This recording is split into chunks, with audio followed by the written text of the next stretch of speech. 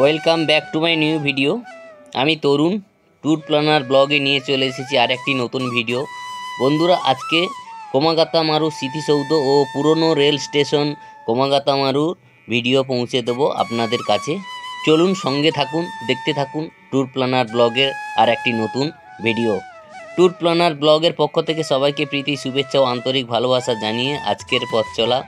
আশা করি ভগবানের কৃপায় সকলেই ভালোই আছেন। চলুন শুরু করা যাক আজকের জার্নি। কোমাগাতামারু, বজবজ এবং আমাদের যে খুকিমা সেই কালী মন্দিরের ভিডিও পৌঁছে দেবো আজকে।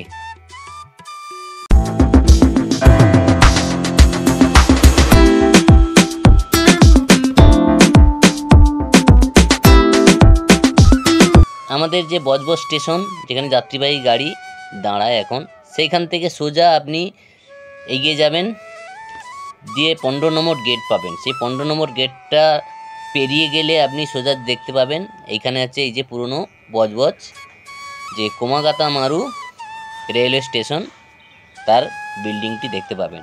এটা ব্রিটিশ আমলের তৈরি, এখনও অক্ষত অবস্থায় আছে। আর এখন এখানেও মোটামুটি রেলের কিছু দপ্তর আছে, কাজকর্ম হয় রেল ডিপার্টমেন্টের। আর দেখুন কেমন সুন্দর, প্রকৃতিটাও বেশ সুন্দর। আর এটা হচ্ছে পুরনো, মানে ব্রিটিশ আমলের এখান থেকে আগে ট্রেন যাতায়াত করতো, কিন্তু এখন এখান থেকে আর যাতায়াত করে না। এখন নতুন যে স্টেশনটা হয়েছে, কিন্তু সেই নতুন স্টেশনের নামও কোমাগাতামারু বজবজ রাখা হয়েছে, কিন্তু প্রথমে বজবজ ছিল, সেটা কয়েক বছর আগে চেঞ্জ করে কোমাগাতামারু বজবজ করা হয়েছে। আর এই কোমাগাতামারু বজবজের পেছনে একটা ইতিহাস আছে, সেই ইতিহাসটা আমি পরে বলছি। এখন আমি পুরনো যে রেলওয়ে স্টেশনটা আছে, স্টেশনটাকে আপনাদের ঘুরিয়ে দেখাচ্ছি। এইগুলো হচ্ছে আমাদের দেশের ঐতিহ্য বা স্থাপত্য ভাস্কর্যের নিদর্শন হিসাবে থাকবে। আর এখানে শিকাগো থেকে স্বামী বিবেকানন্দ বজবজ যে ফেরিঘাট আছে, অর্থাৎ বাউরিয়া থেকে বজবজ আসার যে ফেরিঘাট, এখানে জাহাজ এসে নোঙর করেছিল এবং এখান থেকে এসে তিনি প্রথমে আমাদের যে বজবজ কালী মন্দির আছে সেই কালী মন্দিরে যান, এবং কালী মন্দির থেকে আমাদের পরে যে স্টেশন পুরনো, মানে কোমাগাতামারু বজবজ, সেই স্টেশনে গিয়েছিলেন। ওখান থেকে ট্রেন ধরে কলকাতা ফিরবেন, কিন্তু ওই দিনে ট্রেন ছিল না, তাই এই যে কোমাগাতামারু বজবজ স্টেশন, সেখানে তিনি রাত্রিযাপন করেছিলেন এবং পরের দিন ট্রেন ধরে কলকাতা পৌঁছেছিলেন। আর যেই খুকিমা বা আমাদের যে বজবজ কালী মন্দির বললাম, এটা হচ্ছে সেই বজবজ কালী মন্দির। এর গল্পটাও আমি এই ভিডিওর মধ্যে তুলে ধরবো। আমি তিনটে যে বজবজের গুরুত্বপূর্ণ বা ভ্রমণের জায়গা আছে, সেই তিনটে জায়গার মধ্যে প্রথম দেখালাম আপনার যে বজবজ কোমাগাতামারু পুরনো রেলওয়ে স্টেশন। এই যে দেখতে পাচ্ছেন, এই যে রেলওয়ে স্টেশনটা। আপনার কি রেলের কি কাজকর্ম করেন নাকি? রেলের কাজকর্ম। আর এই এখানেই থাকা, বাড়ি কোথায় দাদা? মুর্শিদাবাদ। এখানে এখন সবাই থাকে, রেলের কাজকর্ম করে, রেল ডিপার্টমেন্টের কাজ যখন হয়। আর এই যে হচ্ছে পুরনো যে আপনার গুডস যে রাখার যে জায়গা। আর এটা দেখুন পেছন দিকে যে কোমাগাতামারু স্মৃতিসৌধ আছে, তার পেছন দিকে রেলের একটা গুদাম ঘর যাকে বলে, সেই এই গুদাম ঘরে আগে মালপত্র থাকতো। সেটা এখন মানে গাছগাছালিতে ভর্তি হয়ে গেছে। এটা হচ্ছে যে আপনার কোমাগাতামারু বজবজ স্টেশনে গিয়েছিলেন স্বামী বিবেকানন্দ, তার সেই স্বামী বিবেকানন্দ স্ট্যাচুটা এখন পুরনো নয়, এটা নতুন স্টেশনের কাছে স্থাপিত করা হয়েছে, ঠিক স্টেশনের সামনের দিকে। আমি সেটা আপনাদেরকে তুলে ধরলাম। আর যে বললাম যাত্রীবাহী গাড়ি এখন এখান থেকে যায় না, এখন এই নতুন যে স্টেশন অর্থাৎ বজবজ স্টেশন, কিন্তু তার নামকরণ করা হয়েছে কোমাগাতামারু বজবজ। আর এখান থেকে বিভিন্ন যে মালবাহী গাড়িগুলো যাতায়াত করে, মেনলি এটা হচ্ছে আমাদের গুডস লাইন, মানে যাত্রীবাহী গাড়ি কম চলে, আধ ঘন্টা অন্তর অন্তর চলে, কিন্তু গুডস লাইন প্রচুর গাড়ি চলে। যেমন কয়লার গাড়ি আছে, যেহেতু আমাদের এখানে একটা সিএসসি প্ল্যান্ট আছে, তাই কয়লার গাড়ি আছে। তেলের যে ডিপো আছে, হলদিয়া থেকে তেল আসছে, এখানে আমাদের বজবজতে ট্যাঙ্কারে আনলোডিং হচ্ছে, এখান থেকে আবার বিভিন্ন জায়গায় এয়ারপোর্ট বা কলকাতা বিভিন্ন শহরে যাচ্ছে এই ট্যাঙ্কার করে। এই যে ওয়াগন ভর্তি তেল গাড়িগুলো ভর্তি আছে, এগুলো এখান থেকে ছেড়ে যাবে। আর অনেক বড় জায়গা জুড়ে স্টেশনটা। এই যে দেখতে পাচ্ছেন কমাকাতা মারু বজবজ, আগে কিন্তু শুধু বজবজই লেখা থাকতো। চলুন দেখতে থাকুন। এরপরে আপনাদেরকে আমি নিয়ে যাব যে কমাকাতা মারু স্মৃতিসৌধটা, সেই স্মৃতিসৌধর ইতিহাসটাও বলবো আর স্মৃতিসৌধটার কাছে নিয়ে যাব। এখান যাত্রীবাহী গাড়ি এইখান থেকেই ছাড়ে। এই যে দেখতে পাচ্ছেন একটা ট্রেন ছাড়লো বজবজ থেকে শিয়ালদার উদ্দেশ্যে। আর এই পুরনো যে স্টেশনটা, পুরনো স্টেশন থেকে ঠিক ডান দিকে এগিয়ে এলে দেখতে পাবেন যে কমাকাতা মারু স্মৃতিসৌধ। এই কমাকাতা মারু স্মৃতিসৌধের ইতিহাস 1914 সালের ঘটনা। আর সেই ঘটনা পরিপ্রেক্ষিতে কানাডা সরকারের ক্ষমা চাইতে সময় লেগেছিল 100টি বছর। ভারতের স্বাধীনতা আন্দোলনের শ্রেষ্ঠ ঘটনা কমাকাতা মারু হিসাবে পরিচিত। আজ আমি চলেছি স্বাধীন ভারতের প্রথম প্রধানমন্ত্রী শ্রী জওহরলাল নেহরুর কর্তৃক 1952 সালে তৈরি কমাকাতা মারু স্মৃতিসৌধে। বাবা গুরজিৎ সিং ব্রিটিশ অধিকৃত সিঙ্গাপুরের ব্যবসা করত। তিনি জাপানি কয়লা বহনকারী জাহাজ কমাকাতা মারু ক্রয় করেছিলেন। ইংরেজদের অত্যাচারে অতিষ্ঠ হয়ে সেই জাহাজ বেশ কিছু ভারতীয়দের নিয়ে হংকং, মালয়েশিয়া, ইয়োকোহামা সহ বেশ কিছু জায়গা পেরিয়ে বাবা গুরজিৎ সিং আসেন কানাডার অন্তর্ভুক্ত ব্রিটিশ কলম্বিয়া শহরের ভ্যানকুভারে। আইনের বেড়াজালে কয়েকজন ভারতীয় কানাডা শহরে প্রবেশ করতে পারলেন। বাকিদের নিয়ে বাবা গুরজিৎ সিং দেশে ফিরলেন জাহাজ নোঙর করে বজবজে। তখন ব্রিটিশ বাহিনীর পুলিশের সঙ্গে জাহাজের যে ভারতীয় ছিল তাদের যুদ্ধ বেঁধে যায়। আর সেই যুদ্ধে বেশ কিছুজন ভারতীয় মারা যান। ঘটনাটি ঘটেছিল প্রথম বিশ্বযুদ্ধের সময় 1914 সালে 29শে সেপ্টেম্বর। আজও কমাকাতা মারুর এই ঘটনা শিহরিত করে। বাবা গুরজিৎ সিং সহ যাত্রীদের স্মৃতির উদ্দেশ্যে মাথা নত হয়ে আসে। শিকাগো সম্মেলনে শেষ করে স্বামীজি বিবেকানন্দ প্রথম দেশে মাটিতে পা রাখেন এবং এই সেই বজবজে।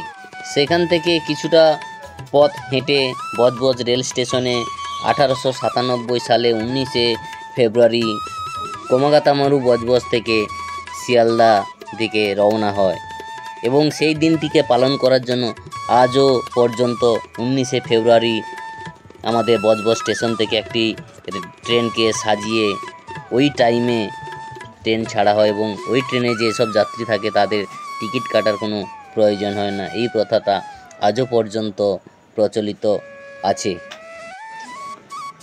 আর এই স্মৃতিসৌধটা ঘুরে আসবেন, খুবই ভালো লাগবে। যে সাদা মার্বেল পাথর দিয়ে পুরো স্মৃতিসৌধটার যে দেখুন কত সুন্দর কারুকার্যময় কমাকাতা মারু স্মৃতিসৌধ। আর এর পাশেই আপনার ওনাদের একটা মিউজিয়াম আছে। সেই মিউজিয়ামটা এখনও পর্যন্ত চালু হয়নি, কারণ কাজকর্ম বাকি আছে বা কোনো কারণে মানে পোর্টের আন্ডারে আছে। সেই জন্য আমি জিজ্ঞেস করলাম যে এই যে দেখতে পাচ্ছেন এটা হচ্ছে মিউজিয়াম। ওই মানে ওখানে দুজন ভদ্রলোক ছিলেন, ওনাদের জিজ্ঞেস করলাম যে মিউজিয়ামের জিনিসপত্র সব এসে গেছে কিন্তু মিউজিয়ামটা এখনও চালু হয়নি, যে পোর্টের আন্ডারে আছে, কিছু একটা ব্যাপার আছে হয়তো সেই কারণে চালু হয়ে ওঠেনি। যাই হোক, আর ওখানে যখন যাবেন পাশে দেখতে পাবেন এই যে দেখতে পাচ্ছেন এটা আছে জুতো রাখার স্ট্যান্ড।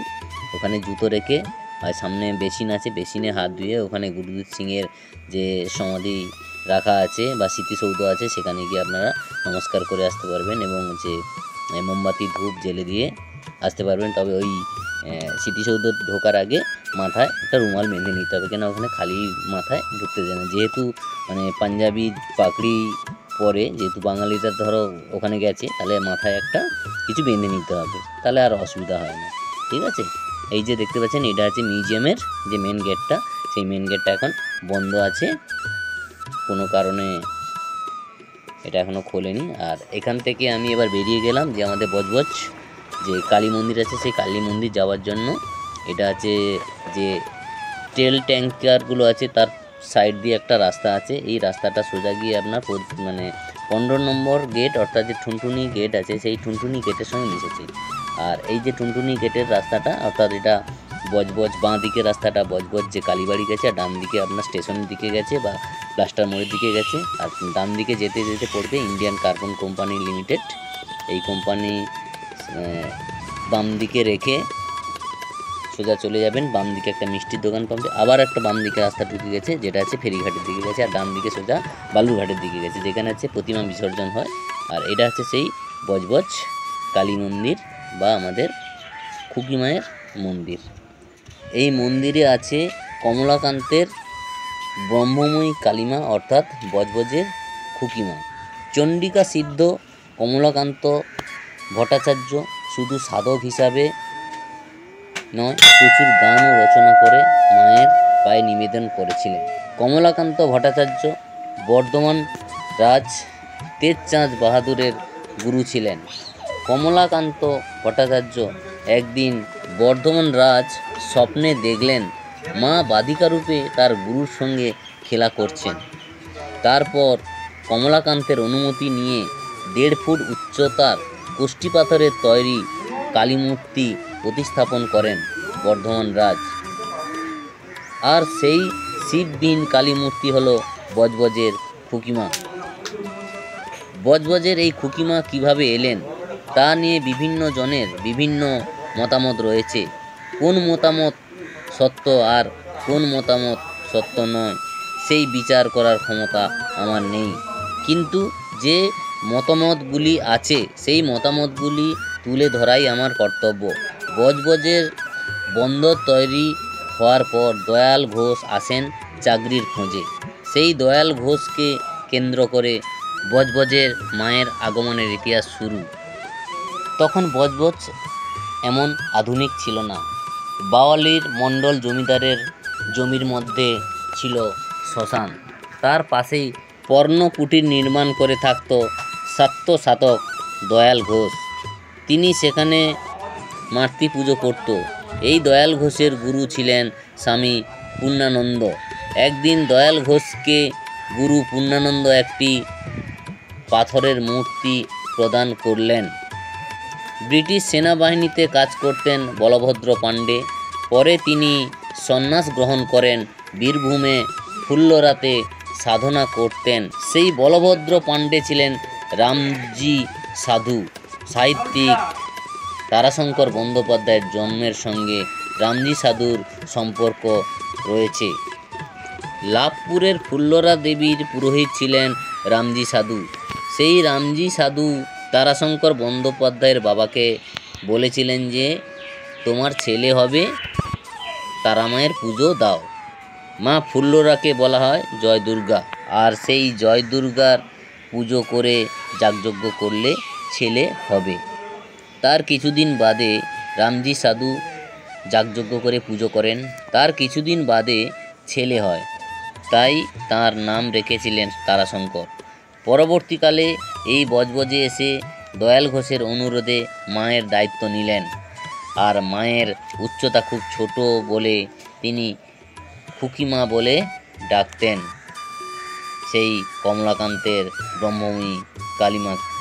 এই মন্দিরে আরও অনেক দেবদেবীর মূর্তি আছে, আর এখানে নবগ্রহের মূর্তি একসঙ্গে দেখতে পাবেন, যেটা অন্য কোথাও আর দেখতে পাওয়া যায় না, যেটা বজবজ কালী মন্দিরে দেখতে পাবেন।